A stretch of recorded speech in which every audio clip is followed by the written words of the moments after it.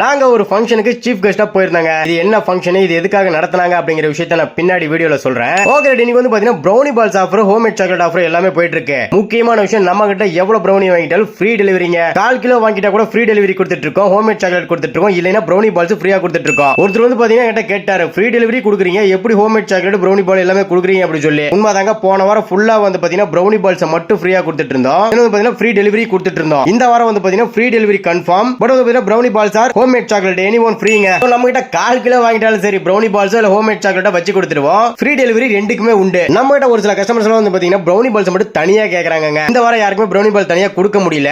என்ன விஷயம் கேட்டீங்கன்னா, ஆஃபர்ல போயிட்டு இருக்கு. ஆஃபருக்கு எல்லாருக்குமே கொடுக்கிறதுக்கு டைம் சரியில்லை. சோ டைம் கிடைக்காதனால தனியா யாருக்குமே பால்ஸ் கொடுக்க முடியலங்க. சோ இந்த ப்ரௌனி வாங்கிட்டா ப்ரௌனி பால்ஸோ இல்ல ஹோம்மேட் சாக்லேட் வந்துரும். ப்ரௌனி பால்ஸ் மட்டும் தனியா வேணும் அப்படின்னா நெக்ஸ்ட் வீக் கண்டிப்பா எல்லாருக்கும் பண்ணி கொடுக்குறேன். ஓகே, ப்ரௌனி ஆர்டர்ஸ்கோ கேக் ஆர்டர்ஸ்கோ எங்க நம்பர் ஃபர்ஸ்ட் கமெண்ட்ல டிஸ்கிரிப்ஷன்ல கொடுத்திருக்கேன். இந்த விஷயம் மறக்காம ஒரு லைக் தட்டி விட்டுருங்க. அப்படியே சப்ஸ்கிரைப் பண்ணுங்க. சப்ஸ்கிரைப் பண்ணுங்க. Okay, by.